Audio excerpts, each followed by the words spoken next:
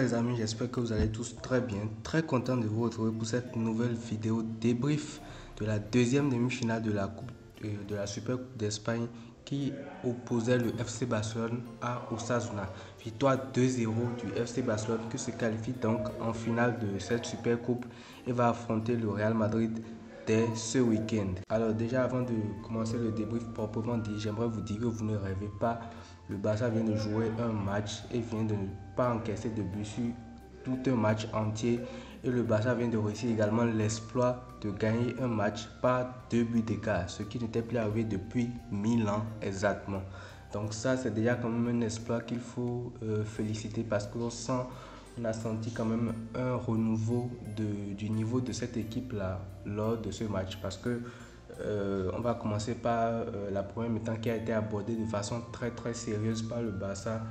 Contrairement à ce qu'on avait l'habitude de voir récemment, il y a eu un très bon jeu qui a été mis en place, un bon pressing qui permettait justement, comme je vous ai dit, de récupérer les ballons hauts, pas comme les dernières fois où on faisait un pressing qui était mauvais, ce qui fait que on n'arrivait pas à récupérer les ballons et pas du tout aussi à créer des occasions derrière.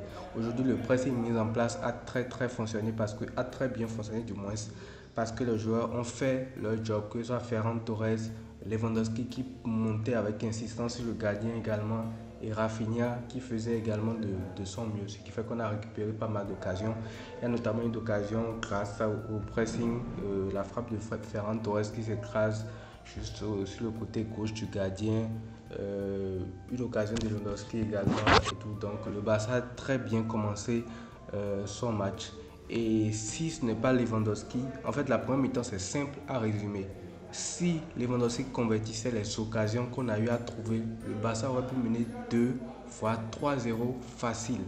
Parce que quand vous prenez la première mi-temps du Barça, déjà vous voyez l'occasion où Lewandowski intercepte un ballon dans les 30 mètres et le passe à Sergio Roberto. Et Sergio Roberto le retrouve sur le côté gauche, là où il devait enrouler la frappe et il a raté sa frappe. Cette frappe-là, par exemple, ça devait normalement se terminer par un but. Mais il a raté cette occasion. La deuxième occasion, c'est le corner sur lequel il prend de l'élan sur la défense. Il n'arrive pas à convertir sa tête parce qu'il était absolument seul. Il avait déjà battu tous les défenseurs. Mais malgré ça, il n'arrive pas également à terminer l'action. Donc si on prend en compte la première mi-temps, honnêtement, il y a eu du bon dans ce que le Barça a produit globalement.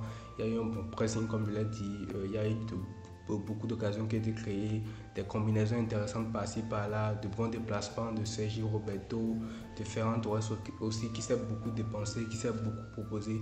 Donc il y a vraiment eu du mieux dans une bonne partie de cette première mi-temps là, parce qu'après le Barça a également concédé beaucoup d'occasions, mais ça se résume juste à la justesse devant le but qui a manqué à Lewandowski pour nous faire prendre l'avantage à la première mi-temps. Donc voilà un peu ce qui s'est passé en première. Il y a la deuxième mi-temps qui commence. Alors la deuxième mi-temps c'était beaucoup plus différent par rapport à la première parce que le Barça, contrairement à la première mi-temps, a levé un peu le pied. La deuxième mi-temps a commencé un peu comme la première s'est terminée. Et honnêtement, il faut avouer que la deuxième mi-temps s'est réellement animée dès que le Barça a pu ouvrir le score grâce à un but de Robert Lewandowski. Et le but, il est magnifique, surtout la passe de Gundogan. Parce que pour trouver Lewandowski comme ça, dans l'intervalle entre les deux défenseurs où il était, et surtout à la distance qui les séparait et tout, il fallait quand même le faire. Donc la passe est sublime et Lewandowski arrive à conclure superbement l'occasion. Mais comme d'habitude, après ce but-là, bon, le Barça n'a plus essayé grand chose. Osasuna a commencé à mettre la pression, ils voulaient égaliser, ils se sont créés beaucoup d'occasions. Il y a notamment eu quelques arrêts de Iñaki Peña et le match pouvait clairement tourner en leur faveur s'ils égalisaient, parce que l'aspect mental allait faire qu'ils allaient reprendre un peu l'ascendant sur le Barça, parce que le Barça aussi avait commencé à se gérer carrément. Vers la toute fin de match, il y a Monsieur Joao Félix qui nous a offert un récital et je tiens à le féliciter pour son entrée. Lui et Pedri et lui du moins ont fait une de très bonnes entrées. Parce que le deuxième but par exemple c'est clairement au crédit de Monsieur Joao Félix. C'est une action monumentale qu'il a offerte. Et ça c'est carrément un délice. On n'a jamais vu, enfin ça fait très longtemps du moins qu'on a vu ce genre d'occasion là. Avec le Barça, ça me rappelle l'époque de Neymar où il était capable de prendre le ballon, de dribbler beaucoup de défenseurs et d'offrir comme ça le ballon sur un plateau, soit à Luis Suarez ou soit à Lionel Messi.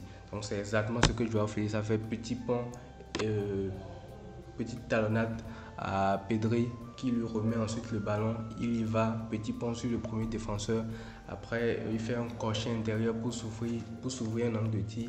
Mais il voit Lamine Yamal mieux placé, il lui fait la passe. Lamine Yamal qui se met bien sur son pied gaucher qui enroule. C'est capté par le gardien, mais il n'arrive pas à s'en saisir totalement.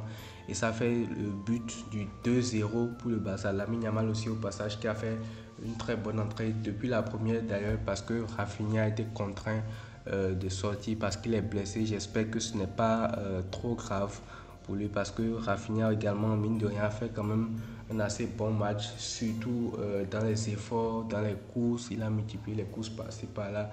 On espère que sa blessure ne sera pas aussi grave que ça. Donc voilà, à 2-0, le Barça ne risquait plus rien. Déjà que c'était également la fin du match.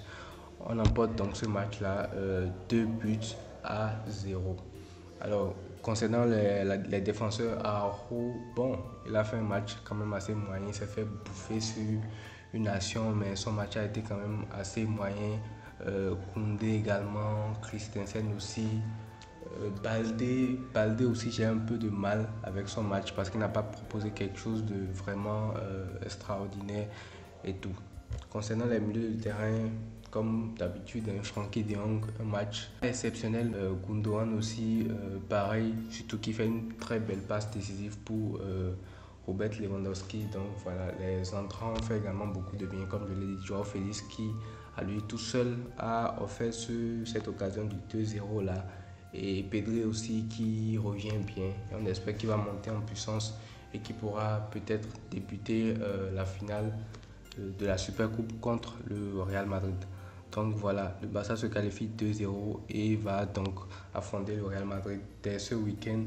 Et ce match-là pourrait être un tournant pour la saison du Barça carrément. Parce que si le Barça gagne ce titre-là, le Barça arrivera à relancer sa saison, à créer un nouveau climat de sérénité dans le groupe. Parce qu'actuellement, vous savez que c'est assez compliqué pour les joueurs. Le moral et tout, les résultats en Liga qui ne suivent pas. Donc ce serait très bien de gagner un trophée pour pouvoir débloquer quelque chose. Déjà que cette demi-finale-là a fait tomber deux choses qui gênaient ce Barça-là. Le fait de toujours encaisser des buts ou de ne pas gagner pas de but d'écart. Mais il faut avouer quand même que la défense est assez fébrile. Mais tout ça aussi, c'est parce que le milieu n'est pas vraiment à vocation défensive. On a tous des milieux qui sont à vocation offensive, qui n'ont pas l'intelligence de jeu défensive dans le placement. Ils se jettent quand il ne faut pas, etc. Ce qui expose rapidement la défense. Et vous allez voir qu'à chaque contre de l'équipe adverse, quand ils ont le ballon, on a l'impression qu'ils peuvent marquer à tout moment. Il n'y a pas une seule fois où Osasuna va monter le ballon, où ça ne va pas se terminer soit en occasion, ou soit en situation dangereuse, etc. Donc voilà, on verra bien ce que le Barça nous réserve ce dimanche lors de la finale. Nous, on va se retrouver pour l'avant-match qui sera fait un jour ou deux avant le match. Donc voilà pour le début du match. Prenez tout soin de vous les amis et à très bientôt.